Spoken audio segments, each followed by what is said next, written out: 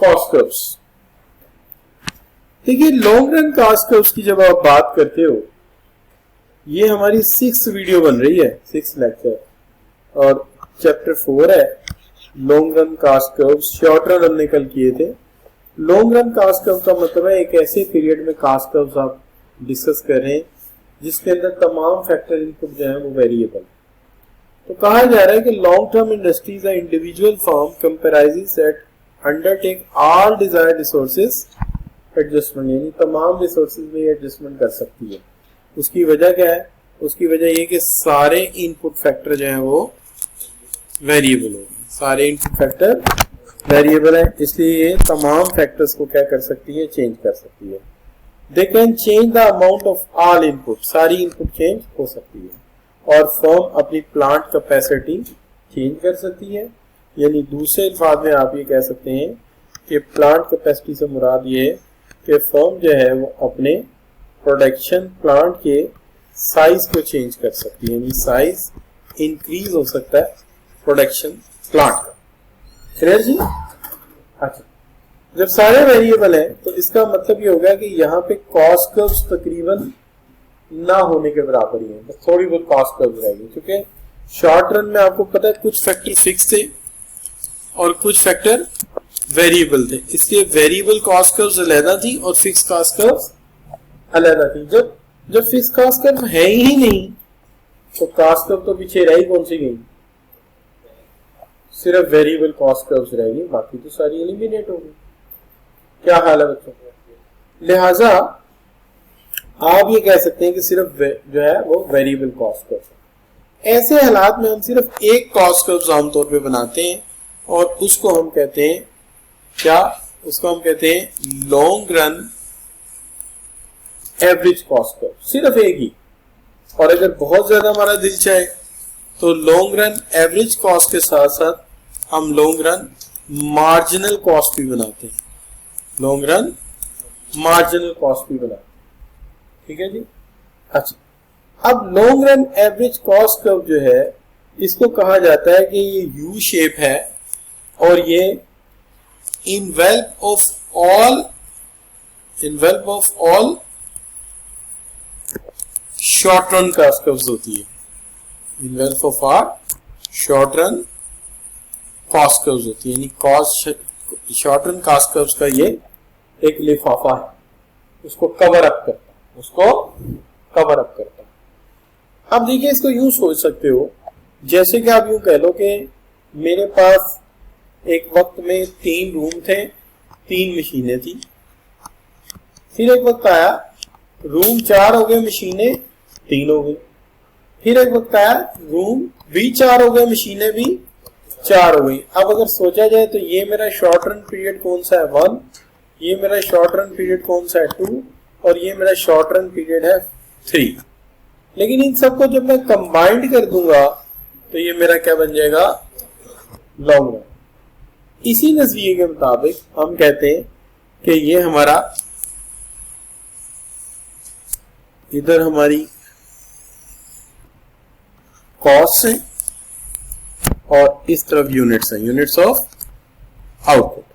मैं कहता हूं मेरे पास एक कॉस्ट कर्व है short run average cost curve 1,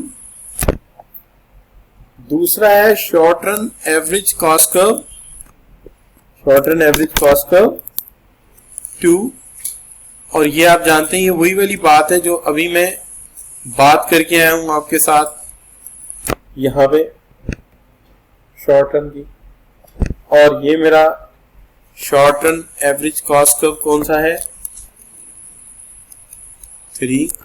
ये मेरा short run average cost curve 4। इसी तरह मैं शॉर्ट रन जो है वो 5 तक शॉर्ट रन मैंने बना दिया।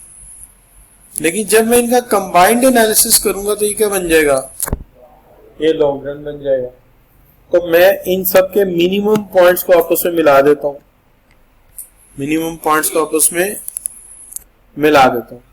जब मैं इनके मिनिमम पॉइंट्स को आपस में मिला दूंगा तो ये बन जाएगा long run average cost curve जो यू शेप है, long run average cost curve जो यू शेप है। आप बनाना चाहिए तो बेशक LAC पहले बना दें और शॉर्ट टर्म उसको ऊपर बना दें, ठीक है ना। तो ये वो पॉइंट है जहां पर कॉस्ट मिनिमाइज है। अब आप कहेंगे कि सर आपने लॉज ऑफ रिटर्न में भी ये कहा था कि एक पॉइंट ऐसा आता है जहां पर रिटर्न रुक जाते हैं, उससे पहले इंक्रीजिंग होते हैं फिर डिमिनिशिंग होते हैं, तो वहां पे भी ऐसा हुआ था और यहाँ पे कॉस्ट में उसके रिवर्स हो रहा है। तो इसकी क्या वजह, ये हम बाद में देखते हैं। लेकिन पहली बात ये कि सवाल ये है कि यहां से यहां जाने में कॉस्ट कम क्यों हुई। तो वो कहता है जब तुम बड़े पैमाने के प्लांट लगाते हो, बड़े पैमाने पे प्रोडक्शन करते हो, तो यहाँ पर तुम्हें इकोनॉमीज ऑफ स्केल मिलने शुरू हो जाते हैं, इकोनॉमीज ऑफ स्केल मिलने शुरू हो जाते हैं। यानी तुम्हें जो है बड़े स्केल पर प्रोडक्शन की वजह से काम ज्यादा आ जाता है, ठीक है, और बड़े पैमाने पर काम करने की वजह से डिस्काउंट मिलने शुरू हो जाते हैं। उस तरह की टेक्नोलॉजी के ऊपर दूसरी फर्में काम करती हैं और मशीनें वगैरह देना शुरू कर देती हैं, और वो सारा बिजनेस आपके ऊपर जो हाइट था वो अनहाइट होना शुरू हो जाता है। लेकिन जितना मर्जी आप कर लें, एक लेवल के बाद कॉस्ट कम होती है और उसकी वजह क्या है, इकोनॉमीज ऑफ स्केल। काम करना आ गया, काम बार बार करने से स्पीड बढ़ गई, प्लांट अच्छा चलाना आ गया, प्लांट बनाने वालों ने खास कंप्रोमाइज किया और आपके लिए स्पेशल मशीनें बना दी, ठीक है जी, और बड़े पैमाने पर परचेज की गई। तो जब आप 2 रोल खरीदेंगे महंगे होंगे, 50 रोल खरीदेंगे तो सस्ते होंगे, इसलिए आपको डिस्काउंट और ज्यादा मिला, तो कॉस्ट कम होगी। लेकिन एक लेवल के बाद फिर कॉस्ट बढ़ना शुरू हो गई, क्योंकि वो बड़ी थी इकोनॉमीज ऑफ स्केल की वजह से, और ये बड़ी शुरू हो गई डिस इकोनॉमीज ऑफ स्केल की वजह से। अब डिस इकोनॉमीज ऑफ स्केल क्या है कि जब कोई कंपनी बहुत ही बड़ी कर दी जाती है तो उसकी मैनेजमेंट का हुजम इतना बढ़ जाता है कि वहां पर फिर एक चीज शुरू हो जाती है जिसको मैनेजमेंट की बजाय, यानी ये मिस का वर्ड जहां भी आएगा मसला करेगा, मिस मैनेजमेंट शुरू हुई, और मिस मैनेजमेंट जहां हुई कॉस्ट बढ़ना शुरू हो गई। मिस जिंदगी में है, सॉरी मैनेजमेंट में है, कॉस्ट बढ़ना शुरू हो जाती है, ठीक है बच्चों, तो लागत बढ़ना शुरू हो जाएगी। अच्छा, अब ये जो मिस मैनेजमेंट है इसकी जो मिसाल, और दूसरा बड़े पैमाने पे जब लेबर हायर की जाएगी तो कुछ वर्कर ऐसे होंगे जो जानबूझ के इनपुट देना बंद कर देंगे। सोशल लॉफिंग, सोशल लॉफिंग का मतलब यह है कि जैसे एक गाड़ी को धक्का लगाने वाले 3 बंदे हैं तो तीनों खूब पुश करेंगे, लेकिन अगर 10 बंदे हैं ना तो 4 पुश करेंगे, बाकी 6 क्या कहेंगे, जोर लगा के हाय शाह तो क्या वो कहेंगे, सोशल लॉफिंग करेंगे, वो कहेंगे इतने लोग काम कर रहे हैं तो हमें काम करने की क्या जरूरत है। और इसकी मिसाल है पाकिस्तान रेलवे कि एक खास लेवल से जब हम ऊपर ले गए तो बहुत सारे लोग ऐसे हैं जो जानबूझ के काम पे नहीं आते और तनख्वाह ले जाते हैं, भेले बहाने करते रहते हैं, ठीक है, और कुछ ऐसे हैं जो काम पे तो आते हैं लेकिन काम नहीं करते। कभी वो रेलवे के डब्बे से सेंक निकाल के लेके जा रहे होते हैं, कभी सीटें निकाल के लेके जा रहे होते हैं, कभी बल्ब निकाल के लेके जा रहे हैं, यानी काम करने की बजाय काम खराब कर रहे होते हैं, है ना जी। अच्छा, इसके लिए वो हल है, इसके लिए हल ये है कि कंपनी को जहां पे X2 पहुंचा ना, इससे बड़ा हुजम पे जाने ही ना दो। अब पाकिस्तान ने इसमें लर्न कर लिया, 2 नुकसान कर लिए, 3 4 नुकसान कर लिए। सबसे बड़ा नुकसान किया पाकिस्तान स्टील्स वाला, इतने बड़े पैमाने पे ले गए और उसका कुछ हल नहीं किया। PIA का नुकसान किया, रेलवे का नुकसान किया, रावली शुगर मिल का नुकसान किया, और चारों के चारों पब्लिक सेक्टर। अब थोड़ी लर्निंग हो गई। अब जब लर्निंग हुई तो पता क्या किया, वक्ता की कंपनी को ब्रेक किया टुकड़ों में, लेस्को अलहदा कर दी, फेस्को अलहदा कर दी, पेस्को अलहदा कर दी, पिशावर अलहदा, लाहौर अलहदा, इनको छोटी कंपनी बनाया। अच्छा, बड़ी कंपनी बनाने में क्या नुकसान हो रहा था, उसमें यही नुकसान हो रहा था, डिस इकोनॉमीज ऑफ स्केल आने का डर था। इससे उन्होंने जब X2 पे पहुंचे, कॉस्ट थोड़ी मिनिमाइज हुई और थोड़ी बढ़ने लगी, वहीं पर कंपनी को कट कर दिया, ये इतने साइज की, उससे बड़े साइज में ना जाएगी, ना जॉब्स बड़े पैमाने पे निकाली जाएंगी, ना मिसमैनेजमेंट। क्लियर बच्चों, आसान तरीका। तो उन्होंने इसको पिक कर लिया। अब समझ आई कि पहले कॉस्ट कम क्यों होती है, फिर कॉस्ट बढ़ती क्यों। और प्रैक्टिकल एग्जांपल्स भी आपके सामने रख दी 4।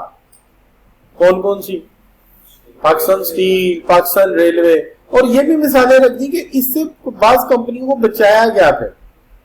सुई गैस कंपनी को दो हिस्सों में बांटा है, सुई सदर्न लेदर, सुई नॉर्दर्न अलहदा, क्योंकि इतनी बड़ी कंपनी होती तो ये होना था। फिर उनका कुछ शेयर्स प्राइवेट सेक्टर को बेचे गए ताकि ऐसा ना हो कि ये भी उसी डगर पे चल पड़े कि सरकारी नौकरी जिंदाबाद, तो नहीं, प्राइवेट को कुछ शेयर बेचो ताकि प्राइवेट स्टेक इन्वॉल्व होगा तो लोग केयर करेंगे। क्लियर बच्चों? अब बात आ गई, ये तो समझ आ गया आपको, मुश्किल बात तो नहीं है, लेकिन ये तो पहले से ही पता था कि शॉर्ट रन, बहुत सारे शॉर्ट रन मिले तो लॉन्ग रन। अब वो भी बात क्लियर हो गई कि एक शॉर्ट रन पे कुछ फैक्टर कांस्टेंट होंगे, दूसरे पे भी होंगे, तीसरे पे भी होंगे, लेकिन जब सारे शॉर्ट रन इकट्ठे होंगे तो कोई चीज कांस्टेंट नहीं रहेगी। ठीक हो गई ना बात? और लॉजिकली भी समझ आती है बात। अच्छा, अब देखिए ये बना हुआ है किताब का डायग्राम, तो हमने इसे कह दिया ये उसका इनवेलप है या ये उसको कवर करता है, यानी ये इसका कवर है। अच्छा बच्चों, अब देखिए यहाँ पे मैंने जो बनाया, यहाँ पे देखें तो यहाँ पे क्या है, इकोनॉमीज ऑफ स्केल नजर आ रहा है आपको, और यहाँ पे क्या है, शाबाश, डिस इकोनॉमीज ऑफ स्केल। अच्छा, अभी ना आपको एक चीज और नजर आएगी, क्या? देखिए मैं अगर यहाँ पे वो वाला कल वाला डायग्राम ऊपर मर्ज कर दूं,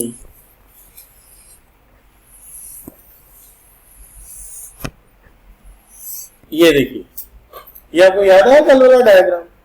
यहां पे क्या था, इंक्रीजिंग रिटर्न।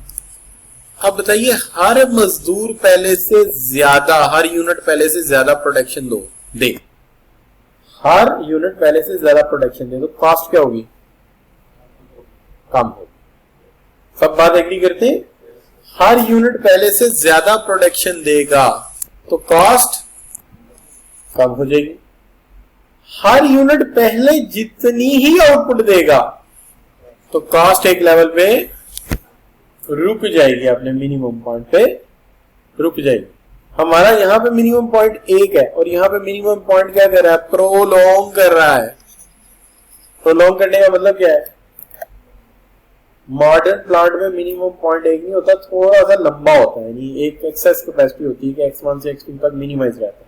जैसे आपकी सीडी 70 पे ये नहीं लिखा 40 पे रखोगे तो मिनिमम पेट्रोल खर्च करेगी, क्या लिखा हुआ है 40 से 50 तक रखोगे तो, ऐसे लिखा हुआ है कि खाली 40 लिखा हुआ है?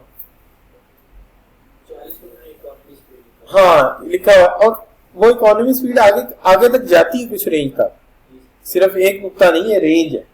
तो इसके यहां भी मिनिमम पॉइंट की क्या है, एक रेंज है,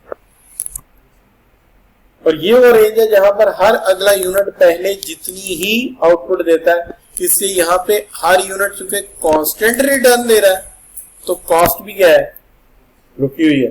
लेकिन जब हर अगला यूनिट पहले से कम प्रोडक्शन देगा तो कॉस्ट क्या होगी,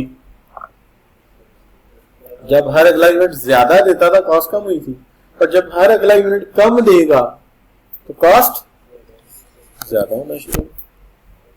तो मिल गया ना लॉज ऑफ रिटर्न किसके साथ, ये लॉन्ग रन है।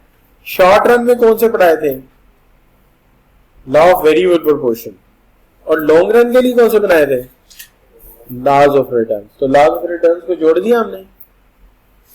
यहां क्यों यू शेप है कि जब हर अगला यूनिट पहले से ज्यादा देता है तो कॉस्ट कम होती है, जब हर अगला यूनिट उतने ही देता है तो कॉस्ट रुक जाती है, और जब हर अगला यूनिट पहले से कम देता है तो कॉस्ट बढ़ जाती है। क्लियर बच्चों? अब डिस्कस कर लेते हैं अलग। जी बच्चों, मुश्किल तो नहीं लग रही मेरी बात में? अच्छा, अब बात यह है कि इकोनॉमीज ऑफ स्केल क्या क्यों मिलती हैं, इसकी भी ज्यादा तफसील हो जाए। इकोनॉमीज ऑफ स्केल इसलिए मिल जाती है कि पहली बात यह है कि जब कोई चीज नई नई बनती है तो टेक्नोलॉजी नहीं होती, हिट एंड ट्राई मेथड पे एक मशीन दूसरी तरह की लेके उसमें अल्टर करके चीज बनाई जाती है, लेकिन लेटर ऑन उस चीज की अपनी टेक्नोलॉजी डेवलप हो जाती है, लेटर ऑन उसकी अपनी टेक्नोलॉजी डेवलप हो जाती है। जैसे शुरू में बर्गर बनाया तो बन कहीं से लेके आए, टिक्की कहीं से लेके आए, लेकिन आज क्या हो सकता है, एक ऐसा प्लांट बना हो कि उधर से आप आटा और यीस्ट डालते हो, इधर से बन बन रहा, उधर जनाब सालम मुर्गी डालते हो, मुसीबा करके तकबीर बन के टिक्की बना के इधर करके जनाब इधर जनाब चेन के ऊपर बांध आते जा, उधर मुर्गियां जाती जा रही, इधर बांधा। नहीं, वाकई ऐसा है। आप देखें उसके अंदर मुर्गी को टांगों से यूं पकड़ा होता है, यूं जा रही होती है प्लांट के अंदर, फिर मुर्गी धुलती है, फिर जिबा होती है, फिर बाहर आती है तो क्या होता है, गोश्त बना हुआ होता है ना। अच्छा, तकवीर मशीन कैसे पड़ती है मुझे नहीं पता, रिकॉर्डिंग की होगी उन्होंने। अच्छा चले एनीवे, तो कहने का मतलब ये है कि अब टेक्नोलॉजी क्या होगी, अपडेट होगी। अब इसी तरह हर चीज जब पहले बनती है तो बड़ी मुश्किल से बनती है, लेकिन लेटर ऑन क्या होता है, उसकी टेक्नोलॉजी कॉमन हो जाती है और उसकी मशीन बन जाती है, फिर वो काम करना क्या हो जाता है, आसान हो जाता है। ठीक है ना। और जैसे मेरे अब्बा जी एक जमाने में ना गोट बनाते थे, गोट जिसपे केबल लपेटी जाती थी, ये बिजली की केबल, तो इधर गत्ता लगता था, इधर बीच में टीन, तो एक टीन का हैमर प्रेस होता था, यूं करके टीन में 2 गत्ते फंसा देता था।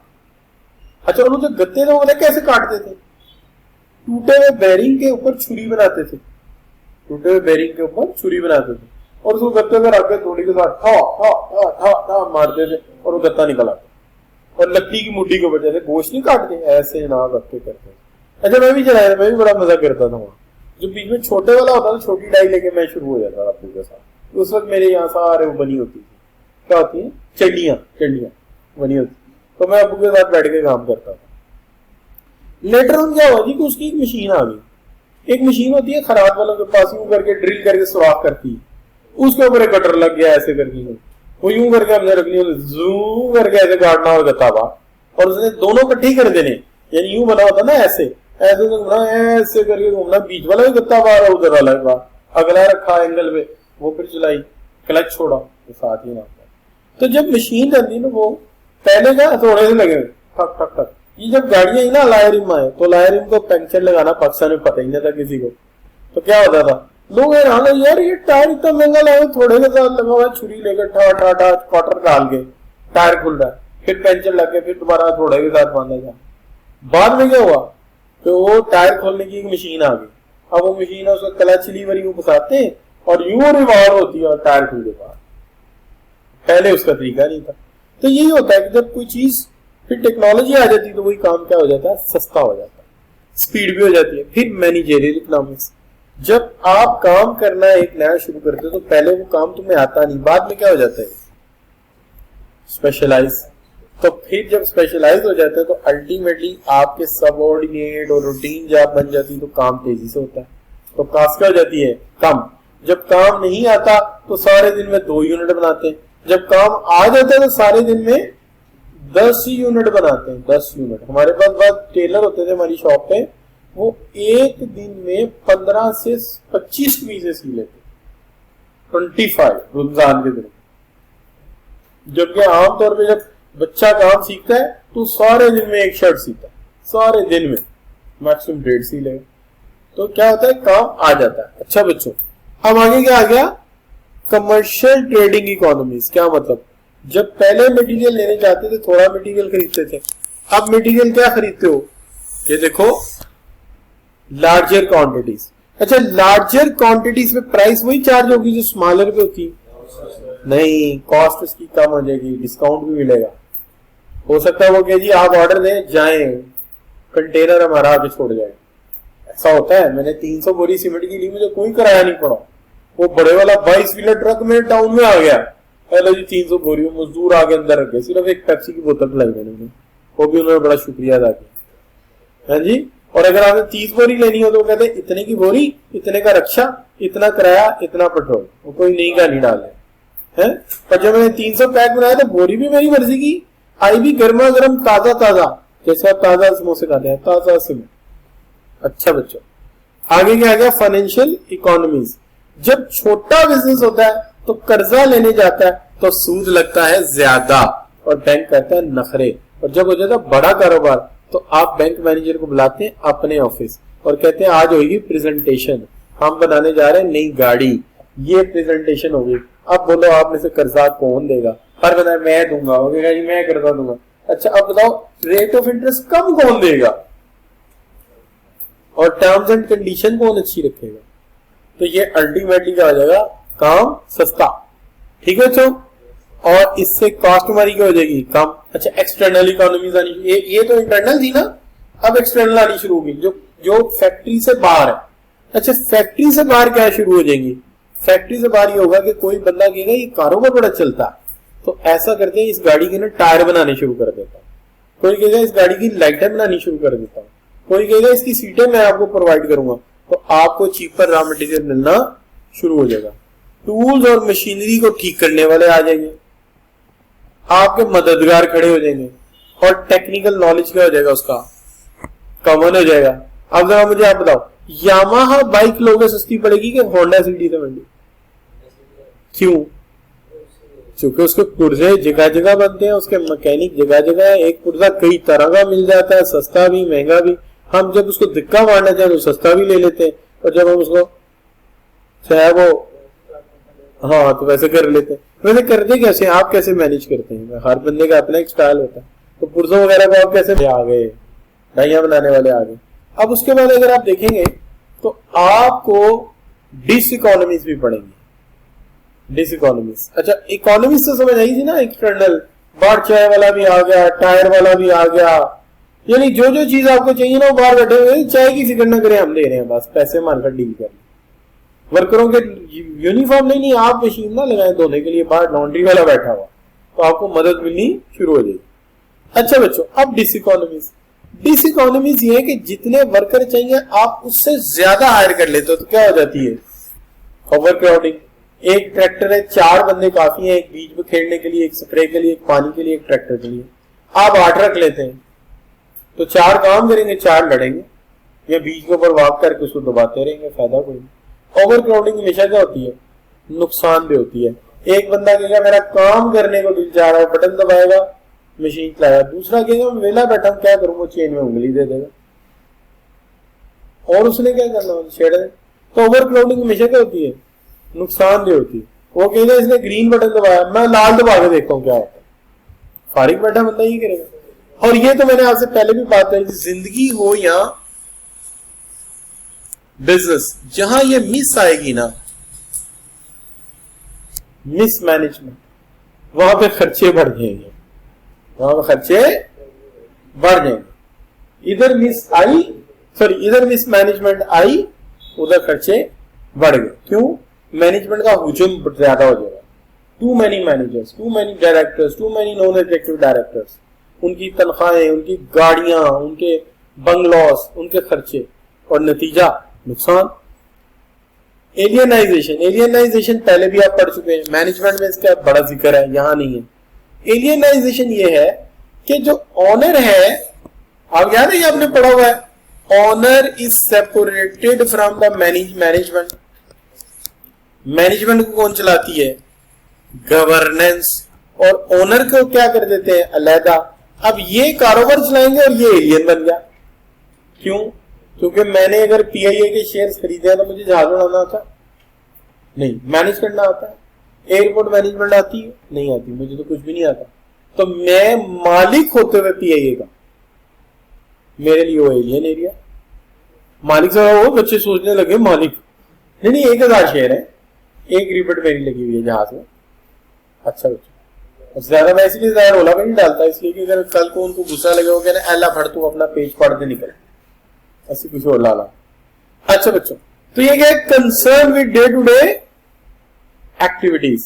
तो डे टू डे एक्टिविटीज के साथ कंसर्न ही उसका कोई नहीं है, उसे पता ही नहीं जहाज कैसे उड़ता है, कैसे लैंड करता है, कितने का आता है। तो एलियन एरिया बन गया ना। और दूसरी तरफ चलाने वाले कौन बन गए? Governance, board of directors. अब वो बोर्ड ऑफ डायरेक्टर्स की अय्याशियां, उनके मूड और उनके बाकी मामला आ जाते हैं, तो नतीजा क्या होता है? प्रोडक्टिविटी डिक्लाइन कर जाती है। अच्छा बच्चों, आगे क्या आ गया जी? Increase in wage due to competition. क्योंकि आप अकेले तो नहीं ना, आप इंडस्ट्री में तो और लोग भी आ जाएंगे और वो आपकी टेक्निकल लेबर को हायर करना शुरू कर देंगे। क्या ख्याल है?